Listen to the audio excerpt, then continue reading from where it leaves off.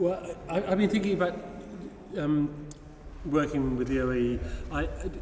In 2005, we did the first John Passion in Aldborough, and I was realising that some of the people singing in this project were probably still at primary school, and it's just been this incredible journey that we keep sort of.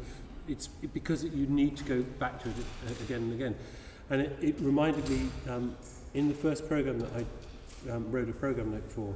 We used the T.S. Eliot's Little Gidding quote of "We shall not cease from exploration," and the end of our exploring will be to arrive where we started and know the place for the first time. And essentially, that's what this project is all about: is we never know this piece well enough. So it's always about sort of reimagining it, rethinking about it, just looking at it again, and to be able to do it, in this new context, in this amazing place, with just incredible colleagues, and in the middle of this terrible year, which has affected everybody so badly, musicians in particular. So it couldn't have been more special to do something like that. So Nakhane, it's sort of. We had an amazing meeting, which we weren't going to now as to how we know one another, but somehow things come together, and it's the right moment to do something together. What was your experience of putting those texts in the middle of this piece? David is my favorite character in the Bible, and I believe the Psalm 22 was written by him. And he's my favorite character in the Bible because he's flawed, and his flaws are not particularly hidden. And he's not afraid to complain, and he's not afraid to be angry. Not only at his enemies, but at God, which is rare in the Bible, I think. And I loved reading this book, Psalm 22, because it's sort of a prophecy in a way. Yeah. Not only to suffering, but also to faith in difficult times, and also to the beautiful imagery of hope, that bad situations are not going to last forever. And what is actual only for one time and only for one place.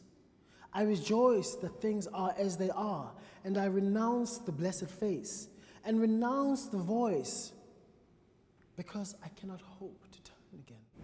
The T.S. Eliot it's a very elegant parent speaking to you, telling you to sort of sit still, to count the seconds, to remember your life. And I think that in this past year, whether we like it or not, we're forced to experience things, for better and for worse.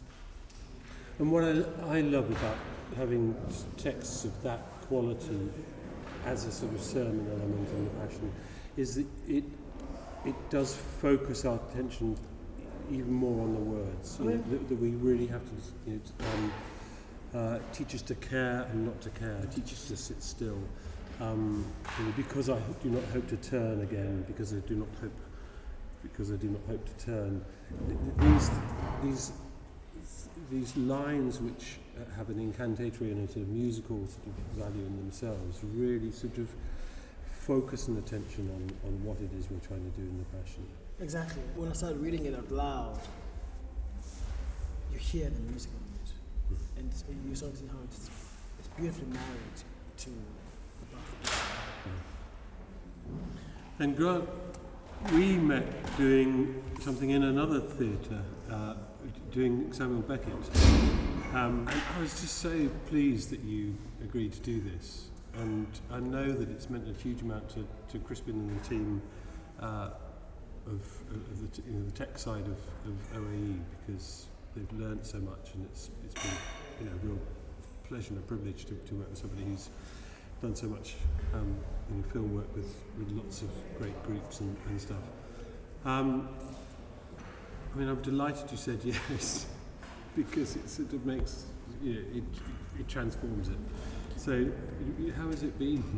It's been a joy. I wonder what I've been able to contribute, really, because there's so unbelievably on it as an organisation who are making their own imagery of their work. It's just unbelievable. So I feel kind of like, well, I don't know that much, but maybe a little bit of this, a little bit of that. No, it's been wonderful. And also taking my cues from you. I mean, everything I've thought about this has come from a conversation with you, a conversation with Crispin, and taken what skills they have here already, which are kind of phenomenal. I just don't know what to say, really. Yeah. And this, what about the space? I mean, it is an amazing building to work in. Yeah. I'd been to some performances in here before it burnt down, and to see it like this, they've done an amazing job, putting a roof back on, and it is really beautiful.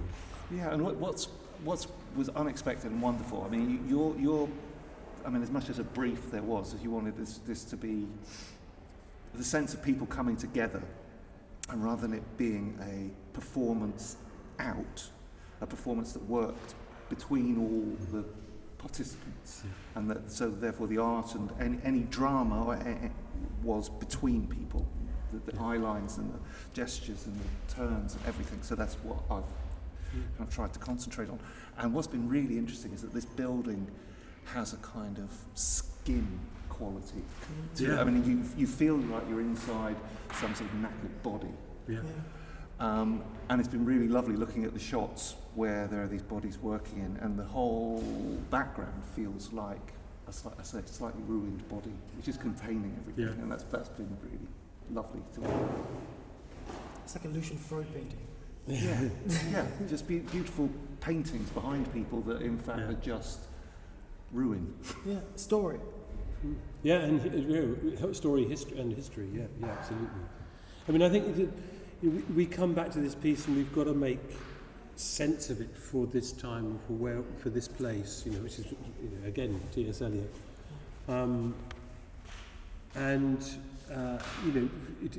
We're doing it right now. We've got to sort of find our reason for it to sort of exist again and retelling the story. And it is about suffering. I mean, that is essentially passion. The root of it comes from Latin meaning suffering, and the idea that the community comes together to sort of make some sort of sense in a way we talked about. And I think that has been remarkable. The fact that every single member, every person who's been in this room has really sort of been part of it fully, so 100%. That it's sort of transformative for me. So I loved it. Yeah, me too. Everyone was just so incredible. Especially you.